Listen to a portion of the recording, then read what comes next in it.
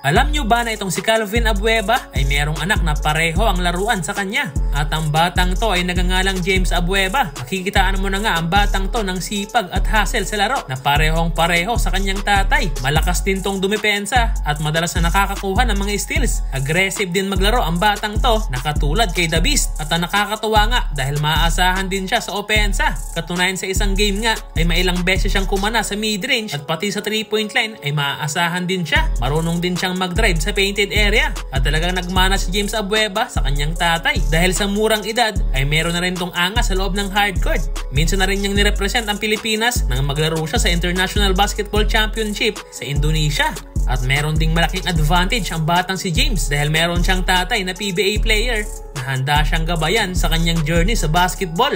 Katunayan ay madalas pa nga itong isama ni Calvin sa mga exhibition game at sa kanyang mga laro sa PBA. Kaya ano sa tingin nyo mga boss? Ito na ba ang susunod na magiging The Beast sa PBA? Ito nga't panoorin natin ang kanyang mga highlights at kayo nang bahalang humusga mga boss.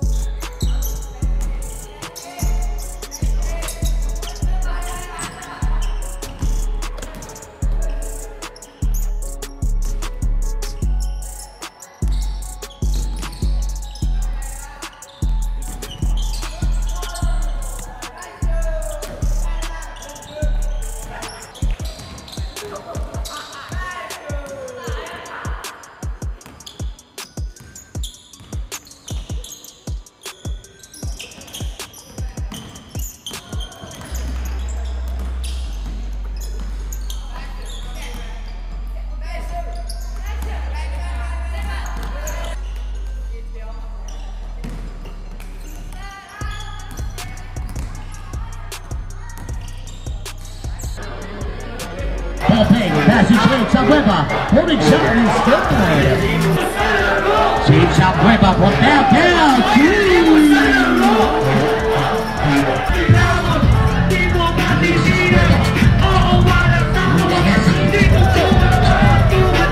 holding shot.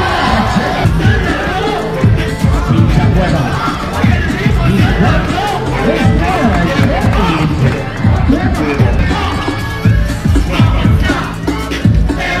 He's